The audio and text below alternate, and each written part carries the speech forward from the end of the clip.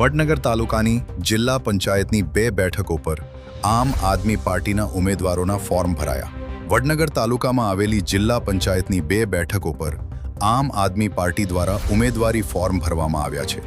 સુંઢિયા જિલ્લા પંચાયત બેઠક પર લાલજી લક્ષ્મણજીએ ઉમેદવારી નોંધાવી છે, જ્યારે છાબલિયા જિલ્લા પંચાયત બેઠક પર કહીપુર ગામના રહેવાસી મહેપાલસિંહ રણજીતસિંહ ઠાકોરે ફોર્મ રજૂ કર્યું છે। તાલુકા પંચાયત બેઠકોની વાત કરીએ તો સુંઢિયાઢિયા 1 બેઠક પર પટેલ મયુરભાઈ રમેશભાઈએ ઉમેદવારી ફોર્મ ભર્યું છે। તે જ રીતે સબલપુર બેઠક પર કિશનાબેન અર્જુનજી તથા સુલતાનપુર બેઠક પર સંજયજી નાગજીજીએ વિકાસના મુદ્દાઓને કેન્દ્રમાં રાખી ઉમેદવારી નોંધાવી છે। આમ આદમી પાર્ટીના ઉમેદવારો દ્વારા વિકાસને મુખ્ય એજન્ડા બનાવી ચૂંટણી મેદાનમાં ઉતરતા તાલુકાના રાજકીય માહોલમાં ગરમાવો આવ્યો છે। આમ આદમી પાર્ટીનો ખૂબ આભાર વ્યક્ત કરું છું અને મને મેન્ડેટ આપ્યું છે। હું છાબલિયા 6 જિલ્લા પંચાયત ઉમેદવાર છું અને શિક્ષણ અને બેરોજગાર જેવા મુદ્દાઓને પ્રાધાન્ય આપ્યું છે। કેટલા સમયથી રાજકારણનો અનુભવ ધરાવો? આમ તો સહકારી ક્ષેત્રમાં છેલ્લા 10 વર્ષથી અમે જોડાયેલા છે, પણ આમ આદમી પાર્ટીથી લગભગ 2-3 વર્ષથી અમે અહીંયા જોડાયેલા છે પાર્ટી સાથે।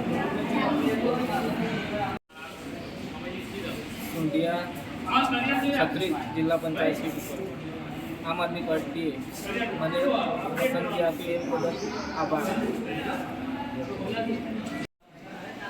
ઠાકોર આશાબેન મેઘવાલસિંહ ગામ કહીપુર આમ આદમી પાર્ટીનો હું હૃદયપૂર્વક આભાર માનું છું કે આ વખતે આમ આદમી પાર્ટીએ આમ લોકોને ટિકિટ આપી છે, આમ જનતાને ટિકિટ આપી અને પરિવર્તન લાવવા માટેનો પૂરેપૂરતો પ્રયાસ કરે છે।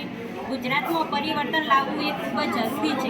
અત્યારે આપણે જોઈ રહ્યા છીએ કે કેટલું ભ્રષ્ટાચાર થઈ રહ્યો છે, મહિલાઓ પર કેટલો અત્યાચાર થઈ રહ્યો છે, નાની નાની દીકરીઓનો અત્યારે આપણે જોઈ રહ્યા છીએ કે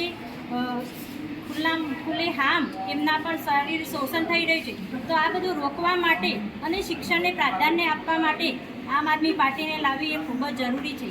આપણે જોઈએ છીએ કે પંજાબમાં અત્યારે મહિલાઓ સમાનભેર જિંદગી જીવી રહી છે, તેમને બસની મુસાફરી એ ફ્રી છે।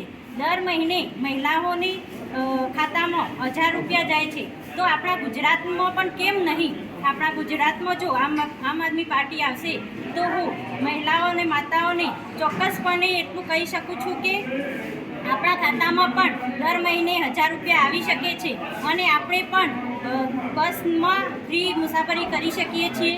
લાઇટ બિલ પણ 0 આવી શકે છે।